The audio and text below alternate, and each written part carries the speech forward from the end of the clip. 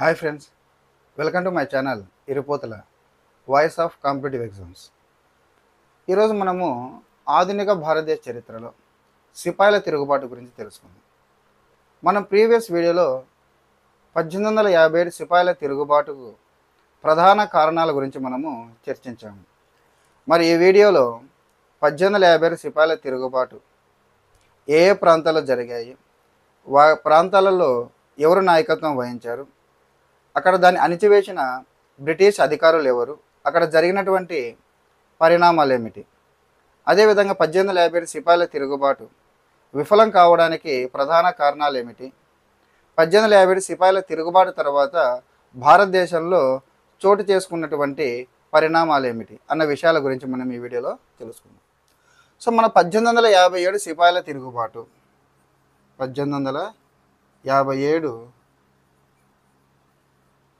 సిపాయిల తిరుగుబాటు మనము ప్రీవియస్ వీడియోలో మన ప్రధాన కారణాలు చెప్పుకున్నాక తక్షణ కారణం మనకు సైనిక కారణాలు అని చెప్పుకున్నాం. ఆ సైనిక కారణాల్లో 1857లో ప్రవేశపెట్టినటువంటి రాయల్ ఎన్ఫీల్డ్ తుపాకుల యొక్క తూటాలు. ఈ రాయల్ ఎన్ఫీల్డ్ తుపాకులు తూటాలకు మనకు ఆవు కొవ్వు పంది కొవ్వు పూయడం జరిగింది. దానివల్ల సిపాయిలలో తిరుగుబాటు వచ్చిందని మనము గత వీడియోలో చర్చించాం. ఈ రాయల్ ఎన్ఫీల్డ్ తుపాకులకు సంబంధించి మనకి ఇక్కడ కొన్ని రెజిమెంట్లో జరిగిన ప్రధాన సంఘటనలు. మొదటిది 1857 మార్చి 29వ తారీఖున బారక్పూర్ రెజిమెంట్లో 34వ పటాలానికి చెందినటువంటి మంగల్ పాండే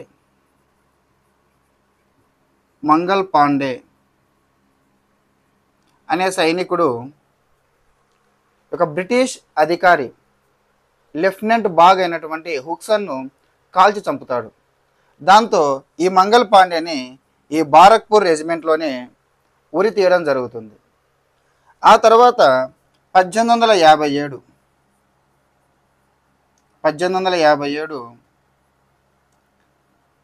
మే 8వ తారీఖున మీరట్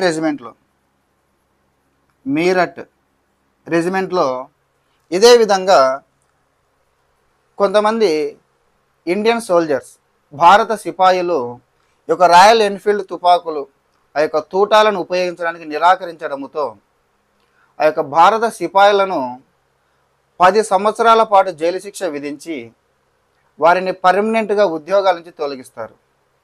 దాంతో అదే రెజిమెంట్కి చెందినటువంటి మే 10వ తారీఖున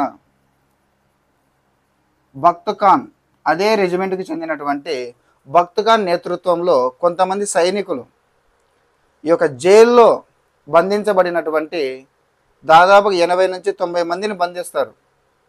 ఆ యొక్క జైల్లో ఆ యొక్క సిపాయిలందరినీ చెరసాల నుంచి విడిపించి ఢిల్లీకి బయలుదేరుతారు. ఆ విధంగా మే 12వ తారీఖున వీళ్ళందరూ ఎర్రకోట చేరుకుంటారు. భక్త్ ఖాన్ నేతృత్వంలోని భారత సిపాయి దళం మొత్తము ఎర్రకోటకు చేరుకొని ఎర్రకోటలో బ్రిటిష్ రెసిడెంట్ అధికారి అయినటువంటి సైమన్ రిప్లేని చంపేసి రెండవ బహదూర్ షా, కడపటి మొఘల్ చక్రవర్తి, మనకి చిట్ట చివరి చక్రవర్తి కూడా మొఘల్ సామ్రాజ్యంలో, ఈ రెండవ బహదూర్ షాను షెహన్షాహీ హిందుస్థాన్ రెండవ బహదూర్ షాను కలుసుకొని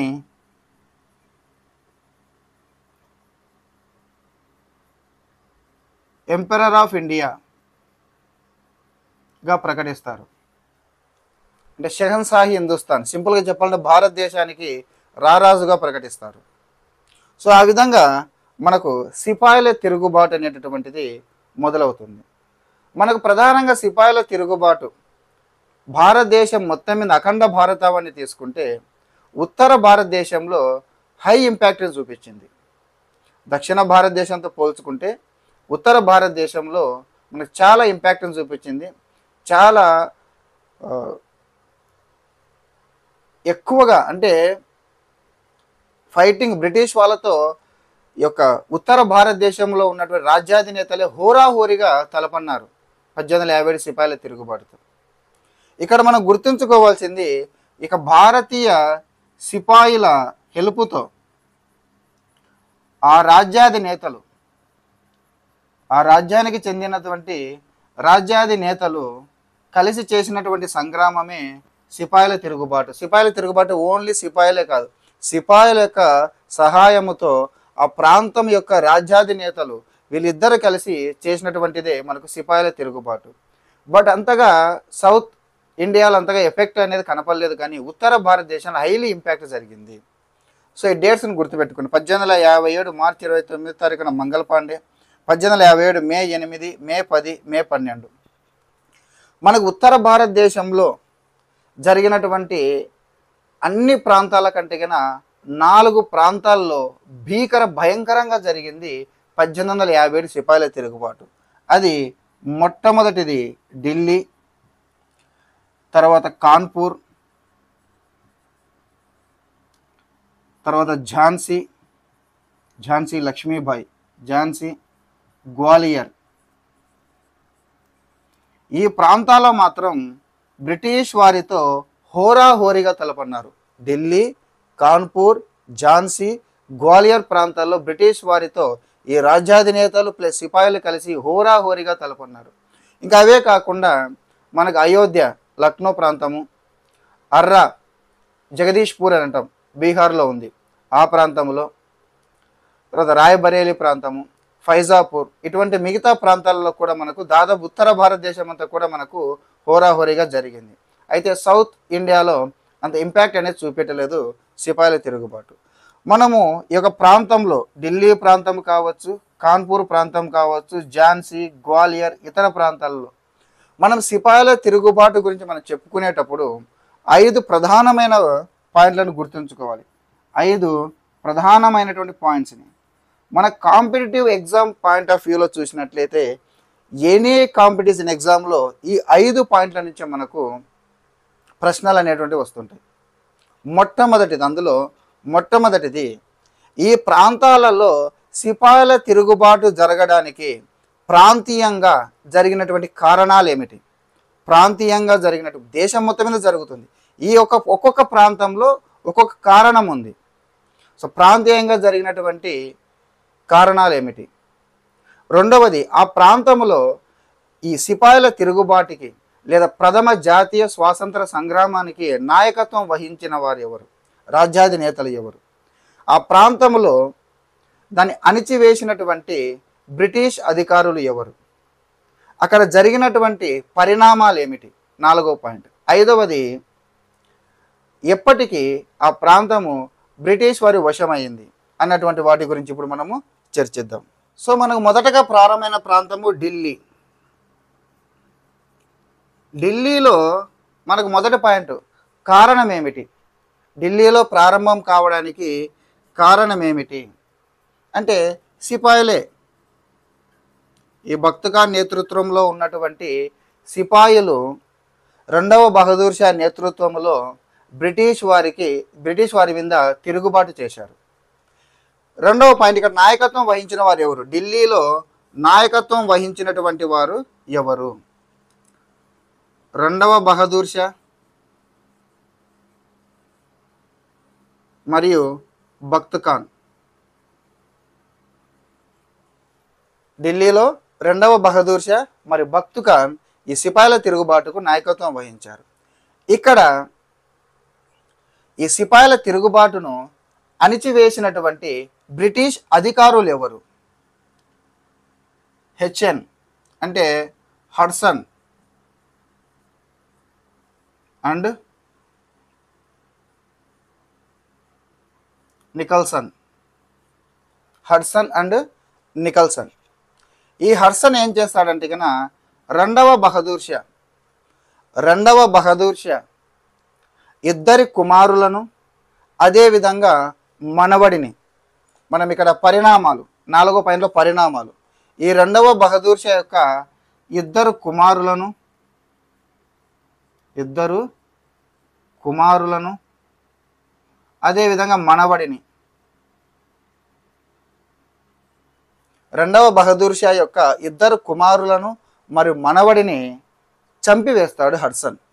చంపేసి రెండవ బహదూర్ షాను ఎర్రకోటలో బంధిస్తాడు. ఆ తర్వాత రెండవ బహదూర్ షాని యొక్క బర్మాలోని రంగూన్లో ఉన్నటువంటి తంగు అనేటటువంటి జైల్లో బంధిస్తే రెండవ బహదూర్ షా 1862లో మరణిస్తాడు. 1862లో మరణిస్తాడు. ఇది రెండవ బహదూర్ షా. ఇక నికల్సన్ బక్త్ ఖాన్ని యుద్ధ రంగం కథన రంగంలోనే చంపివేస్తాడు. సో రెండవ బహదూర్ షానేమో బర్మాలో రంగూన్లో ఉన్నటువంటి తంగు జైల్లో బంధించగా 1862లో మరణిస్తాడు. నికల్సన్ వచ్చేసి బక్త్ ఖాన్ని కథన రంగంలోనే చంపేస్తాడు. సో రెండవ బహదూర్ అండ్ బక్త్ ఖాన్. ఇక్కడ మనకు బ్రిటిష్ అధికారులు ఎవరు? Hudson and Nicholson. చివరికి 1857 సెప్టెంబర్ నాటికి ఢిల్లీ తిరిగి బ్రిటిష్ వారి వశం అవుతుంది. కారణం వచ్చేసి సిపాయిలు తిరుగుబాటు చేశారు. నాయకత్వం వహించింది బక్త్ ఖాన్ అండ్ రెండవ బహదూర్ షా. ఇక్కడ అణిచివేసిన బ్రిటిష్ అధికారులు హడ్సన్ అండ్ నికల్సన్. రెండవ బహదూర్ షా ఇద్దరు కుమారులను మనవడిని చంపివేస్తారు. ఇతన్ని జైల్లో బంధిస్తే 1862లో మరణిస్తాడు. ఇక బక్త్ ఖాన్ని నికల్సన్ కథన రంగంలోనే చంపివేస్తాడు. చివరికి 1857 సెప్టెంబర్ నాటికి తిరిగి ఢిల్లీ ప్రాంతము బ్రిటిష్ ఈస్ట్ ఇండియా కంపెనీ వశం అవుతుంది. సో మనకు కాంపిటేటివ్ ఎగ్జామ్ పాయింట్ ఆఫ్ వ్యూలో అడిగితే ఈ 5 పాయింట్ల మీదనే మనకు ప్రశ్నలు అనేవి రావడం జరుగుతుంది. Very very important. రెండవది కాన్పూర్.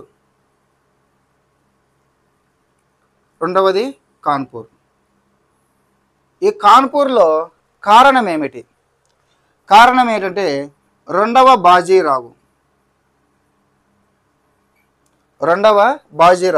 చిట్ట చివరి పీష్వా అయినటువంటి రెండవ బాజీరావు దత్త కుమారుడు నానాసాహెబ్. ఈ నానాసాహెబ్ రెండవ బాజీరావు మరణించిన తరువాత నానాసాహెబ్కు భరణం ఇవ్వడానికి అంగీకరించారు, పింఛన్ ఇవ్వడానికి అంగీకరించారు. ఇతనికి సంవత్సరానికి 8 లక్షల రూపాయలు పింఛన్ ఇచ్చేవారు. ఎప్పుడైతే రెండవ బాజీరావు మరణిస్తారో అతని దత్త కుమారుడు రాజ్య సంక్రమణ సిద్ధాంతం ప్రకారము అసలు సిపాయిల తిరుగుబాటుకు తక్షణ కారణము రాయల్ ఎన్ఫీల్డ్ ఆవు కొవ్వు పంది కొవ్వు పూసిన తూటాలైతే ప్రధానమైన కారణాల్లో హై ఇంపాక్ట్ కలిగించిన కారణము రాజ్య సంక్రమణ సిద్ధాంతము. సో ఇతను చనిపోయిన తర్వాత ఇతనికి దత్త కుమారుడు కాబట్టి ఇతనికి పింఛన్ ఇవ్వడానికి నిరాకరిస్తారు. అదేవిధంగా ఇతని పీష్వాగా గుర్తించారు. దాంతో నానాసాహెబ్ కాన్పూర్కి వెళ్ళి కాన్పూర్ కేంద్రంగా చేసుకొని తిరుగుబాటు చేస్తాడు. సో ఇక్కడ మనకు కాన్పూర్లో నాయకత్వం వహించిన వ్యక్తి నానాసాహెబ్ హలియాస్ గోవింద దొండు పండిత్. నానాసాహెబ్ అసలు పేరు నానాసాహెబ్ అసలు పేరు గోవింద దొండు పండిత్. రెండవ బాజీరావు ఇతన్ని గోవింద దొండు పండిత్ని దత్తత తీసుకొని అతనికి నానాసాహెబ్ నామకరణం చేస్తాడు. నానాసాహెబ్ ఇక్కడ సహకరించినటువంటి వారు తాంతియా తోపే అదేవిధంగా అజీముల్లా నానాసాహెబ్కి సహకరిస్తారు. ఇక్కడ బ్రిటిష్ అధికారులు ఎవరు? అణిచివేసిన బ్రిటిష్ అధికారులు ఎవరు? Havelock and Campbell. కాన్పూర్ ప్రాంతంలో సిపాయిల తిరుగుబాటును అణిచివేసిన బ్రిటిష్ అధికారులు హేవ్లాక్ అండ్ క్యాంప్బెల్. ఈ హేవ్లాక్ అండ్ క్యాంప్బెల్తో నానాసాహెబ్ భయంకరంగా పోరాడతాడు. ఇతని అసలు పేరు గోవింద దొండు పండిత్ అని చెప్పుకున్నాం. అత్యధిక బ్రిటిష్ సైనికులు అత్యధికంగా బ్రిటిష్ సైన్యం మరణించినటువంటి ప్రాంతం కాన్పూర్. ఇక హేవ్లాక్ అండ్ క్యాంప్బెల్ యొక్క ధాటికి తట్టుకోలేక నానా సాహెబ్ నేపాల్కి పారిపోతాడు. ఇక్కడికి నేపాల్కి పారిపోయి అక్కడే మరణిస్తాడు. ఇక నానా సాహెబ్ యొక్క బ్రిటిష్ ప్రభుత్వాన్ని ఉద్దేశించి బ్రిటిష్ ప్రభుత్వ చట్టాలు సూర్యకిరణాల వలన ప్రపంచమంతటా కూడా మండిపోతున్నాయి అని ఫ్రెంచ్ చక్రవర్తికి లేఖ రాసినటువంటి వ్యక్తి ఎవరంటే కదా నానా సాహెబ్. చివరికి 1857 జూన్ నాటికి తిరిగి కాన్పూర్ ప్రాంతము బ్రిటిష్ ఈస్ట్ ఇండియా కంపెనీ వశమవుతుంది. సో కారణం ఏమిటి? రెండవ బాజీరావు మరణించిన తర్వాత నానా సాహెబ్ భరణాన్ని నిరాకరిస్తారు. అదేవిధంగా పీష్వాగా గుర్తించడానికి అంగీకరించారు. ఎందుకంటే రాజ్య సంక్రమణ సిద్ధాంతం రూల్స్ అండ్ రెగ్యులేషన్స్ ప్రకారం. సో ఇతడు దత్తత కుమారుడు కాబట్టి. సో కాన్పూర్ ప్రాంతంలో మనకు నానా సాహెబ్, గోవింద్ దొండు పంత్, అతనికి సహకరించిన వారు తాంతియా తోపే అండ్ అజీముల్లా. ఇక్కడ వచ్చేసి బ్రిటిష్ అధికారులు హేవ్లాక్ అండ్ క్యాంప్బెల్. అత్యధిక బ్రిటిష్ సైన్యం మరణించిన ప్రాంతం. నానా సాహెబ్ నేపాల్కి పారిపోయి అక్కడే మరణిస్తాడు. ఫ్రెంచ్ చక్రవర్తికి లేఖ రాస్తాడు నానా సాహెబ్. చివరికి 1857 జూన్ నాటికి బ్రిటిష్ వశమవుతుంది. నెక్స్ట్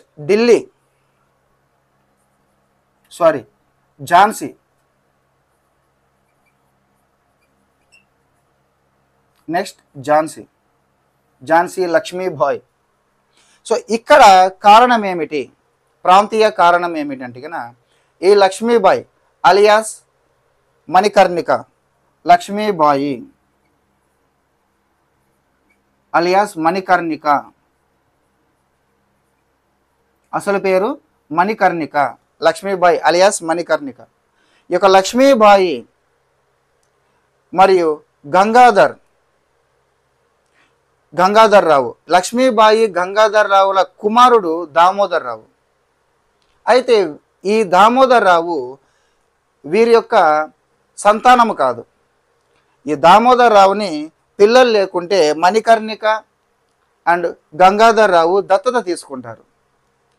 అయితే ఇక్కడ గంగాధర్ రావు మరణించిన తర్వాత యాజ్ ఏ రాజ్య సంక్రమణ సిద్ధాంతం రూల్స్ అండ్ రెగ్యులేషన్స్ ప్రకారం దత్తత కుమారుడు పట్టాభిషేకం జరుపుకోవడానికి వారి వారసత్వాన్ని స్వీకరించడానికి అనర్హుడు కాబట్టి డల్హౌసీ ఈ యొక్క ఝాన్సీ ప్రాంతాన్ని ఆక్రమించుకుంటాడు.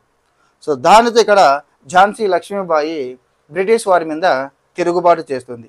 అది కారణం ఏంటంటే దామోదర్ రావు, ఇక్కడ దామోదర్ రావు, ఝాన్సీ లక్ష్మీబాయి యొక్క కుమారుడు దామోదర్ రావు. మనకు చూస్తాం, మనకు సిపాయిల తిరుగుబాటు అంటే ఝాన్సీ లక్ష్మీబాయి మనకు పిల్లోని వెనకల వీపుకి తగిలించుకొని యుద్ధం చేస్తుంది. సో ఇక్కడ మనకు దామోదరరావు దత్తత కుమారుడు కాబట్టి ఇతనికి వారసత్వం సంక్రమించాడు, ఇతను రాజుగా అనర్హుడు అని చెప్పేసి రాజ్య సంక్రమణ సిద్ధాంతం ప్రకారం బ్రిటిష్ వారు ఝాన్సీ ప్రాంతాన్ని ఆక్రమించుకుంటారు. దాంతో ఝాన్సీ లక్ష్మీబాయి మణికర్ణిక బ్రిటిష్ వారి మీద తిరుగుబాటు చేస్తుంది.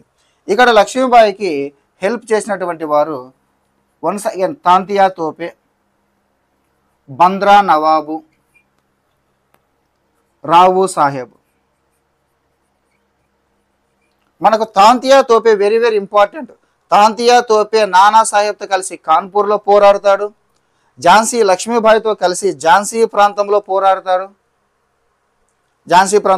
తర్వాత గ్వాలియర్లో కూడా చిట్ట చివరి వరకు పోరాడినటువంటి యోధుడు ఎవరంటే గెరిల్లా యోధుడు తాంతియా తోపే. సో ఇక్కడ వీరు ఝాన్సీ లక్ష్మీబాయి ఇక్కడ ఝాన్సీలో నాయకత్వం వహిస్తుంది. ఆమెకి తాంతియా తోపే, బంద్రా నవాబు, రావు సాహెబ్ హెల్ప్ చేస్తారు.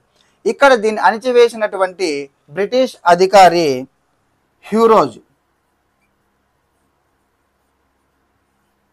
హ్యూరోజ్.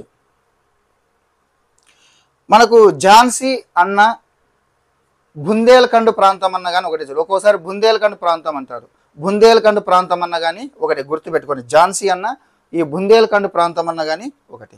ఇక్కడ జరిగిన పరిణామాలు ఏమిటి? ఇక్కడ ప్రధానంగా మనము డివైన్ బాగ్ లేదా జోకన్బాగ్ లేదా జూన్ హత్యాకాండ అని అంటాం. ఇక్కడ ఏం జరిగిందంటే డిబైన్ బాగ్ లేదా జోకన్బాగ్ లేదా జూన్ హత్యాకాండ అని అంటాం. అంటే అనేక మంది బ్రిటిష్ సైనికులను విచక్షణారహితంగా చంపివేయడం జరుగుతుంది. ఈ లక్ష్మీబాయి, తాంతియా తోపే, బంద్రా నవాబ్, రావు సాహెబ్ వారి యొక్క సైన్యము విచక్షణారహితంగా అందరిని బ్రిటిష్ వాళ్ళని నరికివేస్తారు. మనం సినిమాలో డైలాగ్ చెప్పినప్పుడు అడ్డంగా నరికి వేస్తుంటారు కదా సినిమాలో, ఆ విధంగా అనమాట. అందుకే దీనినే డిబైన్ బాగ్ హత్యాకాండ లేదా జోకన్బాగ్ హత్యాకాండ, జూన్ హత్యాకాండ అని అంటాం.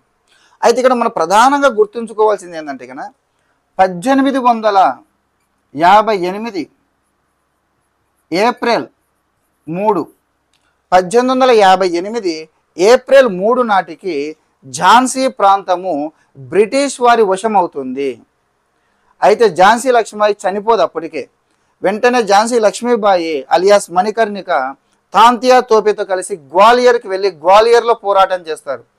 ఈ ఝాన్సీ ప్రాంతం నుంచి గ్వాలియర్కి వెళ్తారు. అక్కడ గ్వాలియర్ ప్రాంతంలో పోరాటం చేస్తారు. చివరికి గ్వాలియర్ యుద్ధంలో 1858 జూన్ 17వ తారీఖున మరణిస్తుంది. ఝాన్సీ లక్ష్మీబాయి 1858 జూన్ 17వ తారీఖున మరణిస్తుంది. ఏప్రిల్ 3కి వాళ్ళు వశం చేసుకుంటే లక్ష్మీబాయి అండ్ తాంతియా తోపే గ్వాలియర్ ప్రాంతంలో యుద్ధం చేస్తారు. గ్వాలియర్ యుద్ధంలో మరణిస్తుంది. ఈ విధంగా మనము ప్రతిదీ 5 పాయింట్స్, ప్రాంతం ఏమిటి, అక్కడ ప్రాంతీయ కారణం ఏమిటి, దానికి నాయకత్వం వహించిన వారు ఎవరు, బ్రిటిష్ అధికారులు ఎవరు, అక్కడ జరిగినటువంటి పరిణామాలు ఏమిటి, మరి తిరిగి ఎప్పటికి బ్రిటిష్ వారి వశమైంది. సో మనం ఇప్పటి వరకు ఢిల్లీ, కాన్పూర్, ఝాన్సీ ప్రాంతాల గురించి తెలుసుకున్నాం.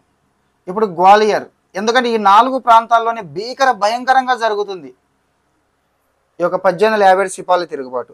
గ్వాలియర్ ప్రాంతాన్ని తీసుకుంటే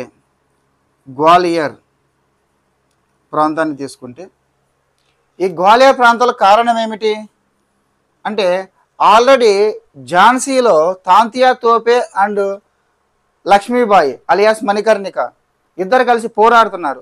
ఝాన్సీ ప్రాంతాన్ని ఆక్రమించుకోవడంతో లక్ష్మీబాయి అండ్ తాంతియా తోపే గ్వాలియర్ ప్రాంతానికి వచ్చి గ్వాలియర్లో పోరాడతారు. అది కారణము. గ్వాలియర్లో దీనికి నాయకత్వం వహించిన వ్యక్తి ఎవరంటే కనుక తాంతియా తోపే అలియాస్ రామచంద్ర పాండురంగన్, అసలు పేరు రామచంద్ర పాండురంగన్. సో ఈ తాంతియా తోపే గ్వాలియర్ ప్రాంతంలో నాయకత్వం వహిస్తారు. ఇక్కడ అణిచివేసిన బ్రిటిష్ అధికారి విండ్హమ్. అయితే ఇక్కడ విండ్హమ్ అణిచివేశాడు అనే దానికంటే వెన్నుపోటు పొడవడం వలన బ్రిటిష్ వారు ఇక్కడ విజయం సాధించారని చెప్పుకోవచ్చు. ఎందుకంటే ఇక్కడ ఈ గ్వాలియర్ జమీందార్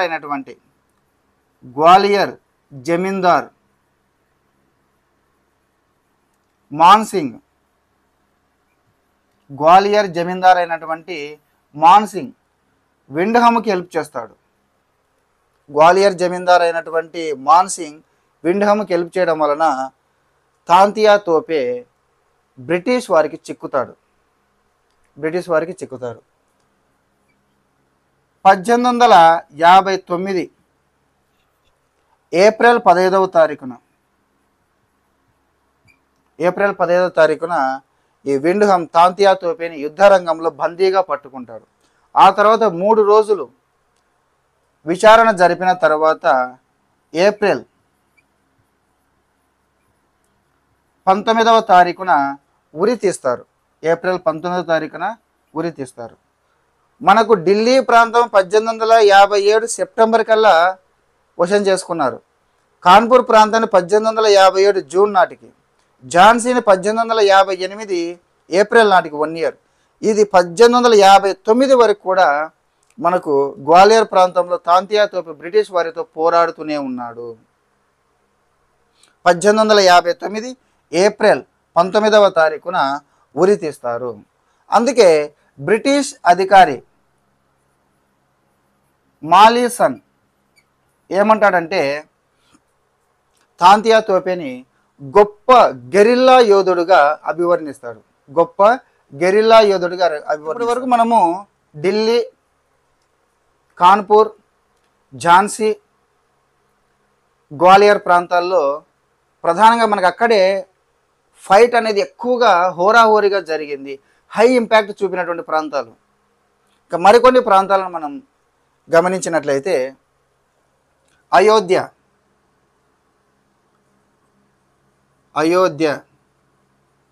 ఆర్ లక్నో అని అంటాం. అయోధ్య ఆర్ లక్నో. ఇక్కడ మనకు కారణం ఏమిటంటే ఈ అయోధ్య ఆర్ లక్నోని వాజీద్ అలీ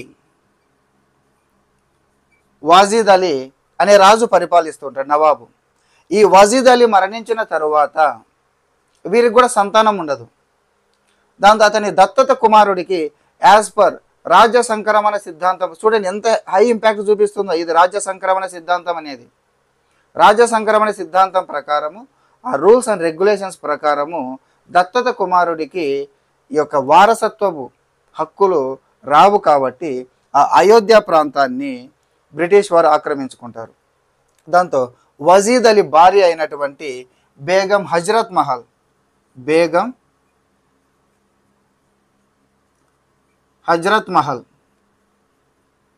ఇక్కడ నాయకత్వం వహిస్తుంది. బేగం హజ్రత్ మహల్ అయోధ్య ప్రాంతంలో నాయకత్వం వహిస్తుంది. అయితే ఈమె ఈ కాన్పూర్లో ఉన్నటువంటి నానా సాహెబ్తో కలిసి, మనకు లక్నో కాన్పూర్ దగ్గరగా ఉంటుంది ప్రాంతాలు. సో కాన్పూర్లో ఉన్నటువంటి నానా సాహెబ్తో కలిసి ఈ బేగం హజ్రత్ మహల్ ఇక్కడ బ్రిటిష్ వారితో పోరాడుతుంది. మనకు ఝాన్సీ లక్ష్మీబాయి మనకు ఈ యొక్క 1857 సిపాయిల తిరుగుబాటు అంటే వీరనారిగా, అంటే మిగతా వాళ్ళందరూ బఖ్త్ ఖాన్ కావచ్చు, రెండవ బహదూర్ షా కావచ్చు, నానా సాహెబ్ కావచ్చు, తాంతియా తోపే, వీళ్ళందరూ పురుషులు.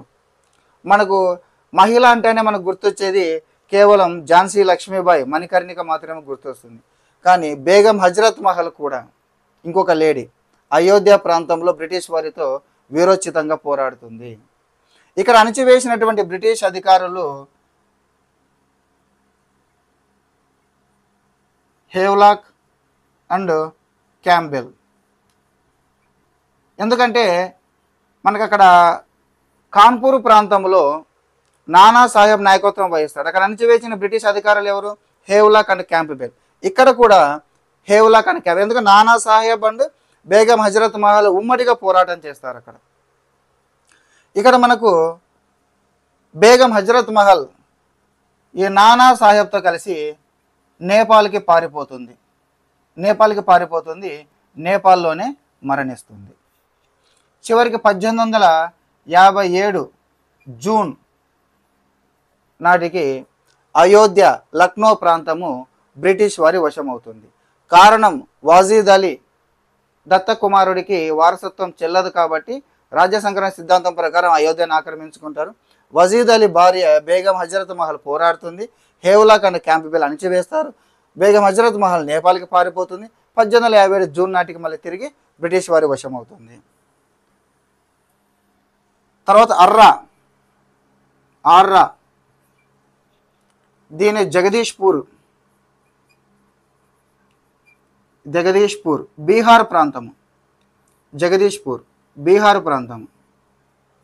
ఈ జగదీష్పూర్ ప్రాంతానికి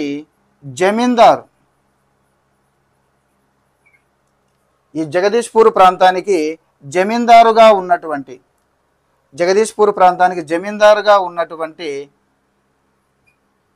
కున్వర్ సింగ్ని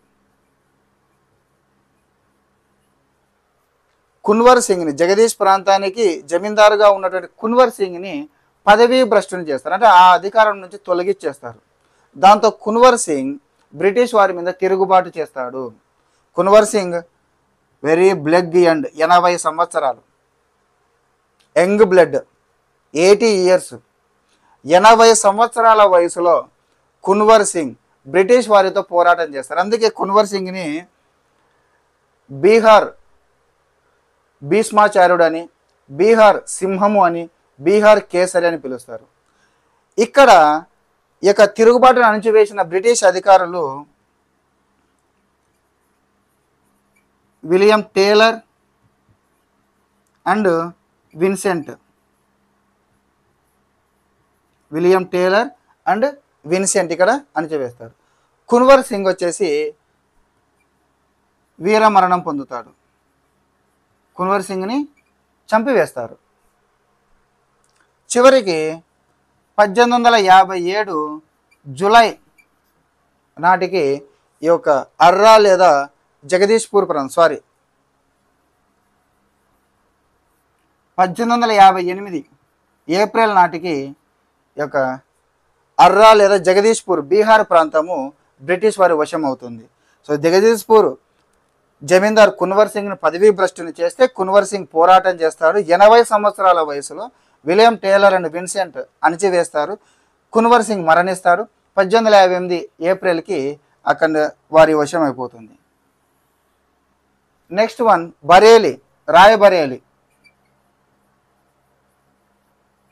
ఒకప్పటి ఇప్పుడు మనం చూసుకుంటే రాయబరేలి ఒకప్పటి కాంగ్రెస్ యొక్క సోనియా గాంధీ, రాహుల్ గాంధీ వారి కుటుంబాన్ని కంచుకోట రాయబరేలి. ఈ రాయబరేలిలో నాయకత్వం వహించినటువంటి వ్యక్తి ఖాన్ బహదూర్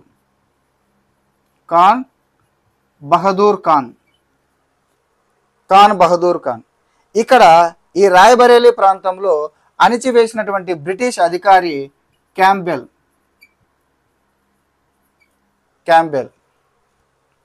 ఖాన్ బహదూర్ని కూడా ఇక్కడ ఉరి వేస్తారు. ఖాన్ బహదూర్కి తాంతియా తోపే 1859 ఏప్రిల్ 19వ తారీఖున ఉరివేయబడతాడు. బహదూర్ ఖాన్కి కూడా ఉరి వేస్తారు. 1857 జూలై నాటికి బ్రిటిష్ వారి వశమవుతుంది. ఇంకా చిట్ట చివరిది అంటే ప్రధానమైన వాటిలో చిట్ట చివరిది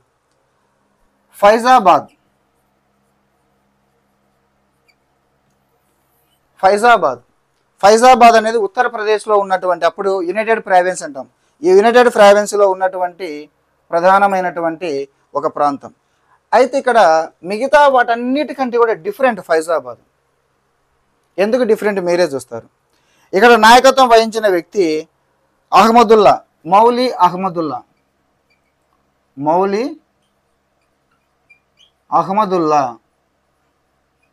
ఇక్కడ నాయకత్వం వహించింది మౌలి అహ్మదుల్లా. మరి ఇక్కడ అణిచివేసినటువంటి బ్రిటిష్ అధికారి ఎవరు? ఇక్కడ బ్రిటిష్ అధికారి కాదు, భారతీయుని మీదకి పురికొల్పుతారు బ్రిటిష్ వారు. పూల్వాన్ రాజు అయినటువంటి జగన్నాథ్ సింగ్ ఇతడు పూల్వాన్ ప్రాంతాన్ని పరిపాలించేటటువంటి రాజు జగన్నాథ్ సింగ్. సో మౌలి అహ్మదుల్లా నాయకత్వం వహిస్తే ఫైజాబాద్లో అణిచివేసేది జగన్నాథ్ సింగ్. అందుకే ఇది వెరైటీ. సో ఇతన్ని చంపివేసినందుకు జగన్నాథ్ సింగ్కి బ్రిటిష్ వారు 50,000 రూపాయలను రివార్డుగా పొందుతాడు. జగన్నాథ్ సింగ్ 50,000 రూపాయలను రివార్డుగా పొందుతారు.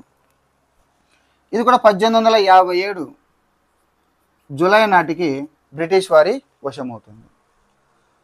మొట్టమొదటిది కారణం ఏమిటి? అయోధ్య కావచ్చు, అర్రా కావచ్చు, రాయబరేలి కావచ్చు, ఫైజాబాద్ కావచ్చు, ఝాన్సీ కావచ్చు, ఢిల్లీ కావచ్చు, కాన్పూర్ కావచ్చు, గ్వాలియర్ కావచ్చు. కారణం ఏమిటి? మొదటి పాయింట్, అక్కడ నాయకత్వం వహించినటువంటి వ్యక్తులు ఎవరు, అక్కడ దానిని అణిచివేసినటువంటి వారెవరు, తర్వాత అక్కడ జరిగిన పరిణామాలు ఏమిటి, మరి తిరిగి ఎప్పటికీ అది బ్రిటిష్ వారి వశమైంది. సో ఈ విధంగా ప్రధానంగా ఉత్తర భారతదేశంలో ఫస్ట్ మనం 4 చెప్పుకున్నాం: Delhi, Kanpur, Jhansi, Gwalior. High impacted areas అని అంటున్నాం. బ్రిటిష్ వారితో హోరాహోరీగా తలపడినటువంటిది. ఇక రాజ్యాధినేతలు ప్లస్ సిపాయిలు సైన్యం కలిసి పోరాడారు. ఆ 4 ప్రాంతాలు హై ఇంపాక్టెడ్ ఏరియాస్ అని చెప్పాం. అవి కాకుండా మరికొన్ని ఏరియాలు మనం చూసుకున్నట్లయితే కనుక ఈ యొక్క ఫైజాబాదు, రాయబరేలి, అర్రా ఆర్ జగదీష్పూర్, తర్వాత ఈ యొక్క అయోధ్య ప్రాంతము. సో ఈ విధంగా ఆల్మోస్ట్ ఎక్కువగా ఈ ఉత్తర భారతదేశములో సిపాయిల తిరుగుబాటు అనేటువంటిది అక్కడ ఉన్నటువంటి రాజ్యాధినేతలకు మరియు బ్రిటిష్ వారికి మధ్య హోరాహోరీగా సాగింది. బట్ సౌత్ ఇండియాలో మాత్రం అంతగా ఎఫెక్ట్ అనేది చూపించలేదని చెప్పుకోవచ్చు. మరి ఈ విధంగా జరిగినటువంటి ప్రథమ స్వాతంత్ర సంగ్రామం ఫెయిల్యూర్ కావడానికి, విఫలం కావడానికి ప్రధాన కారణాలు ఏమిటి అని అన్నప్పుడు, విఫలానికి కారణాలు ఎందుకు విఫలమయ్యింది, విఫలానికి కారణాలు తీసుకుంటే మొట్టమొదటిది నాయకత్వ లక్షణం. నాయకత్వం అంటే సరైనటువంటి లీడర్షిప్ లేకపోవడం. మీరు దేనినైనా గమనించండి, నేను చార్ట్ రూపంలో చెప్పాను కదా.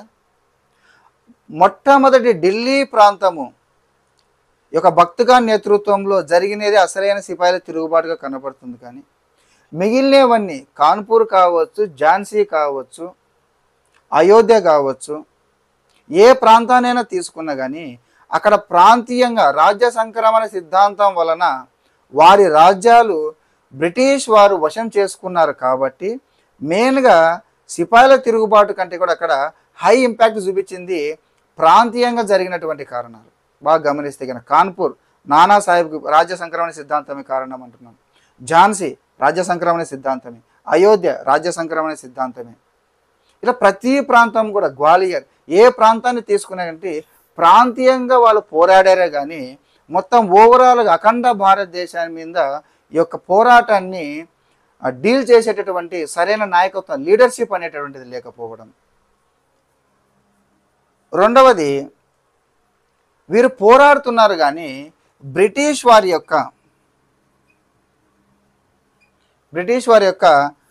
యొక్క సైన్యం కావచ్చు, వారి యొక్క ఆలోచనలు అంటే వారి యొక్క వ్యూహాలు, ఆలోచనల కంటే వ్యూహాలు, బ్రిటిష్ వారి యొక్క వ్యూహాలు, బ్రిటిష్ సైన్యం వారి యొక్క వ్యూహాలు, వారి దగ్గర ఉన్న ఆయుధ సంపత్తి, వాటి ముందర ఈ ప్రాంతీయంగా ఉన్నటువంటి రాజ్యాధినేతలు వారి సైన్యం అనేటటువంటి తట్టుకోలేకపోయింది. ఇక వెరీ వెరీ ఇంపార్టెంట్ వచ్చేసి ఉత్తర భారతదేశము, దక్షిణ భారతదేశము. ఉత్తర భారతదేశము, దక్షిణ భారతదేశం.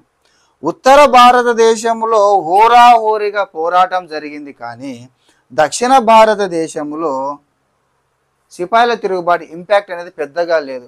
మీరు గమనించినట్లయితే ఇక్కడ మనం మొత్తం చార్టులో కానీ సిపాయిల తిరుగుబాటులు ఎక్కడ కూడా ఈ బెంగాల్, బాంబే, మద్రాసు వీటి ప్రస్తావనే రాదు. అప్పటికే ఈ బెంగాల్ ప్రాంతము, బాంబే ప్రాంతం, మద్రాసు ప్రాంతము ఈ ప్రెసిడెన్సీలు, అతిపెద్ద ప్రెసిడెన్సీలు, ప్రావిన్సులు బ్రిటిష్ వారి ఆధీనంలో ఉన్నాయి. సో ఈ విధంగా కేవలం అది ఉత్తర భారతదేశానికి పరిమితం కావడం. ఇక నాలుగవది ఈ మేధావి వర్గాలు, మేధావి వర్గము, వ్యాపార వర్గము, విద్యావంతులు దాన్ని ప్రాంతీయంగా జరిగినటువంటి తిరుగుబాటునే పరిగణించారు. కానీ భారతదేశం మొత్తం మీద బ్రిటిష్ వారిని తరిమివేయాలి అన్నటువంటి ఉక్కు సంకల్పం ఇంకా భారతీయుల మొత్తం మీద ఇంకా ఏర్పడలేదు. అప్పటికి ఇంకా మేధావి వర్గం, వ్యాపార వర్గం, విద్యావంతులు చాలామంది ఏం చేశారంటే కన్నా దాని ప్రాంతీయంగా, ఇప్పుడు ఝాన్సీలో తిరుగుబాటు ఎందుకు జరిగింది? రాజ్య సంక్రమణ సిద్ధాంతం ద్వారా ప్రాంతాన్ని ఆక్రమించుకున్నారు కాబట్టి లక్ష్మీబాయి తిరుగుబాటు చేసింది. కాన్పూర్లో ఎందుకు తిరుగుబాటు జరిగిందంటే కన్నా రెండవ బాజీరావు మరణించిన తర్వాత నానాసాహెబ్ని పీష్వాగా గుర్తించలేదు, భరణాన్ని అందించలేదు కాబట్టి నానాసాహెబ్ తిరుగుబాటు చేశాడు. అయోధ్య ఎందుకంటే కన్నా వజీద్ అలీ మరణించడం వల్ల అతని కుమారునికి రాజ్యాన్ని అప్పజెప్పలేదు కాబట్టి అతని భార్య బేగం హజరత్ మహల్ తిరుగుబాటు చేసింది. అంటే ప్రాంతీయంగా జరుగుతుంది అన్న ఫీలింగే తప్ప భారతదేశం మొత్తం ఐక్యంగా ఉండి పోరాడాలి అన్నటువంటి ఒక మేధావి వర్గం, వ్యాపార వర్గం, విద్యావంతులు ఇందులో పాల్గొనలేదు. ఇక ఐదవది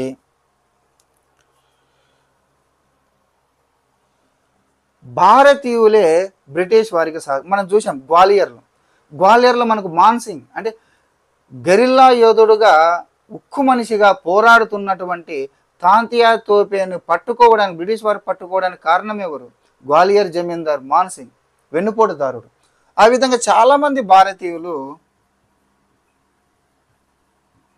భారతీయుల హెల్ప్, బ్రిటిష్ వారికి హెల్ప్ చేశారు.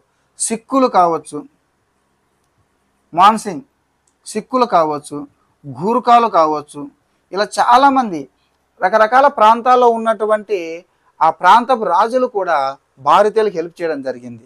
అందుకే లార్డ్ కానింగ్ ఏమంటారంటే ఈ సిపాయిల తిరుగుబాటు వైఫల్యాన్ని గురించి 1857 సిపాయిల తిరుగుబాటు అనే సునామీ ఫ్లడ్కి భారతీయులే ఆనకట్ట వేశారు అంటారు. 1857 సిపాయిల తిరుగుబాటు అనేది భయంకరమైన సునామీ లేదా ఫ్లడ్కి భారతీయులే ఆనకట్టగా వారధిగా నిలబడ్డారు. వారి వల్లే మేము గెలిచాము అని అంటాడు. అందుకే ఆ హెల్ప్ చేసిన వారిని అతను బ్రేక్ వాటర్స్ అంటారు.